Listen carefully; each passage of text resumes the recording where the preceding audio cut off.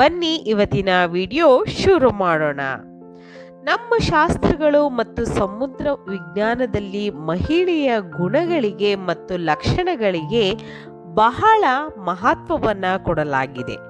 ಒಬ್ಬ ಪುರುಷನ ಮದುವೆ ಭಾಗ್ಯವಂತ ಮಹಿಳೆಯೊಂದಿಗೆ ಆದರೆ ಅವನ ಜೀವನದಲ್ಲಿ ಸಮೃದ್ಧಿಯ ದಾರಿಯೇ ತೆರೆದುಕೊಳ್ಳಬಹುದು. ಆದರೆ ಒಂದು ವೇಳೆ ಭಾಗ್ಯವು ಅವನಿಗೆ ಸೂಕ್ತವಲ್ಲದ ಸಾಂಗತ್ಯವನ್ನು ಕೊಟ್ಟರೆ ಎಷ್ಟೇ ಸಂಪತ್ತಿದ್ದರೂ ಕೂಡ ಕೈತಪ್ಪಿ ಹೋಗಬಹುದು ಎಂದು ಹೇಳಲಾಗುತ್ತದೆ. ಮಹಿಳೆಯ ಗುಣಗಳನ್ನು ಸಂಪೂರ್ಣವಾಗಿ ಅರ್ಥ ಮಾಡಿಕೊಳ್ಳುವುದು ಸವಾಲಿನ ಕೆಲಸವಾದರೂ ನಮ್ಮ ಪ್ರಾಚೀನ ಋಷಿಗಳು ಶಾಸ್ತ್ರಗಳಲ್ಲಿ ಕೆಲವು ವಿಶೇಷ ಲಕ್ಷಣಗಳನ್ನು ತಿಳಿಸಿದ್ದಾರೆ. ಇವು ಒಬ್ಬ ಮಹಿಳೆ ಭಾಗ್ಯವಂತಳು ಎಂಬುದನ್ನು ಸೂಚಿಸುತ್ತವೆ ಎಂದು ಈ ಲಕ್ಷಣಗಳ ಬಗ್ಗೆ ಸರಳವಾಗಿ ತಿಳಿದುಕೊಳ್ಳೋಣ. ಆದರೆ ಇದಕ್ಕೂ ಮೊದಲು ಲಕ್ಷ್ಮೀದೇವಿಯ ಆಶೀರ್ವಾದವು ಯಾವಾಗಲೂ ನಿಮ್ಮೊಂದಿಗೆ ಇರಲಿ ಎಂದು ಬಯಸಿದರೆ ಈ ವಿಷಯವನ್ನು ಅಥವಾ ಈ ಒಂದು ವಿಡಿಯೋವನ್ನು ಇಷ್ಟಪಟ್ಟು ನಮ್ಮ ಚಾನಲ್ಗೆ ಸಬ್ಸ್ಕ್ರೈಬ್ ಮಾಡ್ಕೊಳ್ಳಿ, ಲೈಕ್ ಮಾಡಿ, ಹೆಚ್ಚೆಚ್ಚು ಶೇರ್ ಮಾಡಿ. ಹಲ್ಲಿನ ನಡುವೆ ಅಂತರವಿದ್ದರೆ ಮೊದಲಿನ ಗುಣಲಕ್ಷಣಗಳು. ಹೆಣ್ಣು ಮಕ್ಕಳ ಹಲ್ಲಿನ ನಡುವೆ ಅಂತರವಿದ್ದರೆ ಆ ಹೆಣ್ಣು ತುಂಬ ಭಾಗ್ಯಶಾಲಿ ಆಗಿರುತ್ತಾಳೆ. ಆ ಹೆಣ್ಣು ಮಗಳು ತನ್ನ ತಂದೆಯ ಮನೆಯಲ್ಲಿ ತುಂಬ ಅದೃಷ್ಟವನ್ನ ತರುತ್ತಾಳೆ. ಹಾಗೆ ತನ್ನ ಗಂಡನ ಮನೆಗೆ ಹೋದಾಗ ಅಲ್ಲಿ ತನ್ನ ಗಂಡನ ಜೊತೆ ಯಾವಾಗಲೂ ಪರ ನಿಲ್ಲುತ್ತಾಳೆ. ಹಾಗೆ ಗಂಡನಿಗೆ ತುಂಬ ಅದೃಷ್ಟವನ್ನು ಕೂಡ ತಂದುಕೊಡುತ್ತಾಳೆ. ಎರಡನೇದು, ದಪ್ಪ ಇರುವಂತಹ ಹೆಣ್ಣು ಮಕ್ಕಳು. ಯಾವ ಹೆಣ್ಣು ಮಕ್ಕಳು ದಪ್ಪವಾಗಿರುವ ಹೆಣ್ಣು ಮಕ್ಕಳು ಇರುತ್ತಾರೋ ಅಥವಾ ದಪ್ಪಗಿರುವಂತಹ ಹೆಣ್ಣು ಮಕ್ಕಳು ಇರುತ್ತಾರೋ ಅವರು ಆರ್ಥಿಕವಾಗಿ ಏನೇ ಕಷ್ಟ ಬಂದರೂ ಸದೃಢವಾಗಿ ಎದುರಿಸುವಂತಹ ಸಾಮರ್ಥ್ಯವನ್ನ ಹೊಂದಿರುತ್ತಾರೆ ಮತ್ತು ಗಂಡನ ಜೊತೆ ಆರ್ಥಿಕವಾಗಿ ಎಲ್ಲದನ್ನು ಕೂಡ ನಿಭಾಯಿಸಿಕೊಂಡು ಹೋಗುವಂತಹ ಶಕ್ತಿಯನ್ನ ಹೊಂದಿರುತ್ತಾರೆ. ನೆಕ್ಸ್ಟ್, ಎಡಭಾಗದಲ್ಲಿ ಮಚ್ಚೆ ಇದ್ದರೆ. ಇದರ ಬಗ್ಗೆ ಈಗ ತಿಳಿದುಕೊಳ್ಳೋಣ.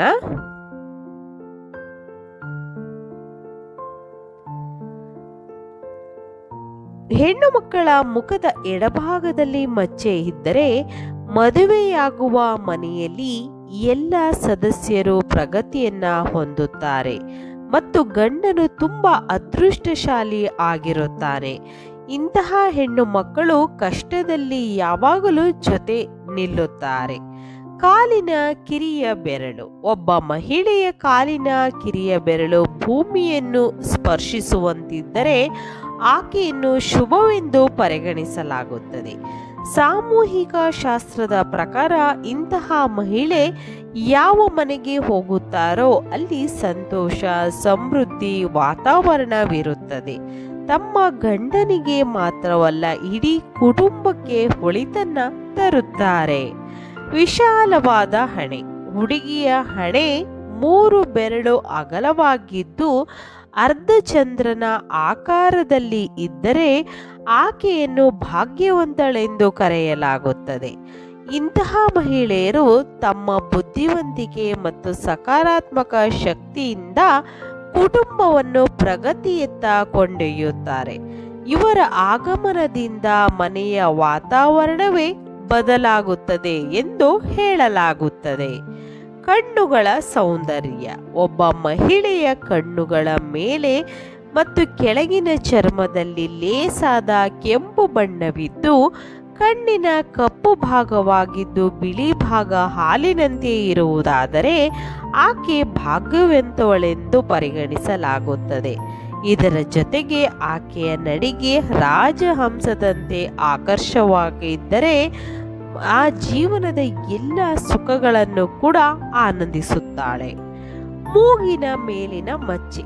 ಮೂಗಿನ ಮುಂಭಾಗದಲ್ಲಿ ಮಚ್ಚೆ ಇದ್ದರೆ ಆ ವೇಳೆ ಧನವಂತಳು ಮತ್ತು ಭಾಗ್ಯವಂತಳಾಗಿರುತ್ತಾಳೆ ಎಂದು ಸಾಮೂಹಿಕ ಶಾಸ್ತ್ರ ಹೇಳುತ್ತದೆ. ಇಂತಹ ಮಹಿಳೆಯರು ಯಾವ ಮನೆಗೆ ಹೋಗುತ್ತಾರೋ ಅಲ್ಲಿ ಅದೃಷ್ಟ ಹೆಚ್ಚಾಗುತ್ತದೆ. ಕಾಲಿನ ಹೆಬ್ಬೆರಳು. ಒಬ್ಬ ಮಹಿಳೆಯ ಕಾಲಿನ ಹೆಬ್ಬೆರಳು ಗೋಲಾಕಾರವಾಗಿದ್ದು ಎತ್ತರವಾಗಿದ್ದು ಲೇಸಾದ ಕೆಂಪು ಬಣ್ಣವನ್ನು ಹೊಂದಿದ್ದರೆ ಆಕೆಯನ್ನು ಭಾಗ್ಯವಂತಳೆಂದು ಕರೆಯಲಾಗುತ್ತದೆ. ಇಂತಹ ಮಹಿಳೆಯರು ತಮ್ಮ ಗಂಡನಿಗೆ ಸೌಭಾಗ್ಯವನ್ನು ತಂದು ಜೀವನದ ಸವಾಲುಗಳನ್ನು ಸುಲಭವಾಗಿ ದಾಟಲು ಸಹಾಯ ಮಾಡುತ್ತಾರೆ.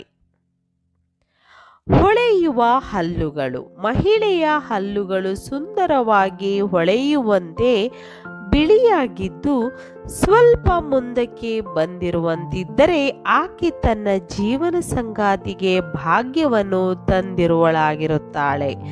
ಇಂತಹ ಮಹಿಳೆಯರು ಕುಟುಂಬದ ಸುಖ ಸೌಕರ್ಯಗಳನ್ನು ಹೆಚ್ಚಿಸುವುದರ ಜೊತೆಗೆ ತಮ್ಮ ಗಂಡನ ಯಶಸ್ಸಿಗೂ ಕಾರಣರಾಗಿರುತ್ತಾರೆ.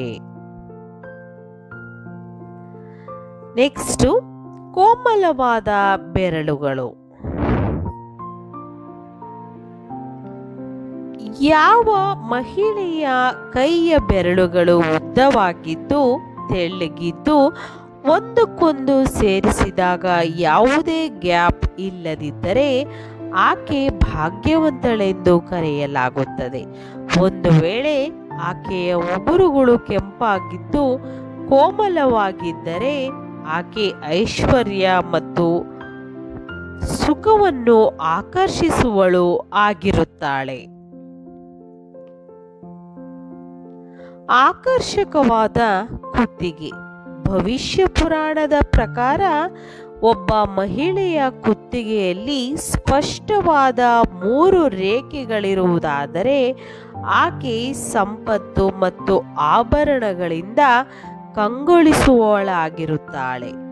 ಆದರೆ ಕುತ್ತಿಗೆ ದುರ್ಬಲವಾಗಿದ್ದರೆ ಆರ್ಥಿಕ ಕಷ್ಟಗಳ ಸಾಧ್ಯತೆ ಇರಬಹುದು.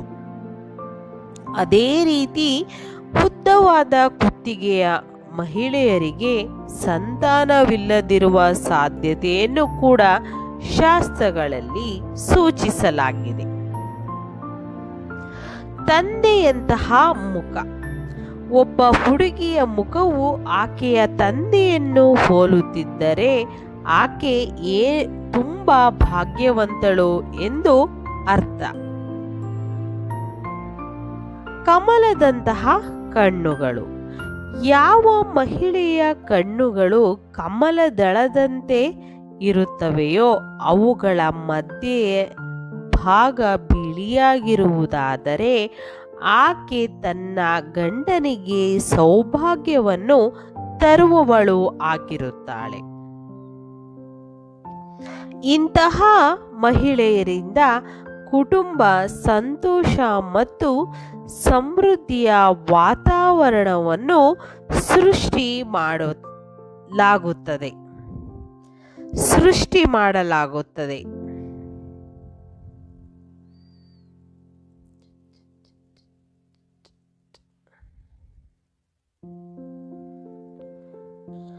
ನೆಕ್ಸ್ಟ್, ಕೋಮಲ ಭುಜಗಳು. ಮಹಿಳೆಯ ಭುಜಗಳು ಕೋಮಲವಾಗಿದ್ದು ಮೂಳೆಗಳ ಒತ್ತಡ ಕಾಣಿಸದಿದ್ದರೆ ಆಕೆ ಭಾಗ್ಯವಂತಳೆಂದು ಕರೆಯಲಾಗುತ್ತದೆ. ಜೊತೆಗೆ ಆಕೆಯ ಕೈಗಳಲ್ಲಿ ಕೂದಲು ಕಡಿಮೆ ಇದ್ದರೆ ಆಕೆಯ ಭಾಗ್ಯವು ಇನ್ನಷ್ಟು ಉತ್ತಮವೆಂದು ಶಾಸ್ತ್ರಗಳು ಹೇಳುತ್ತವೆ.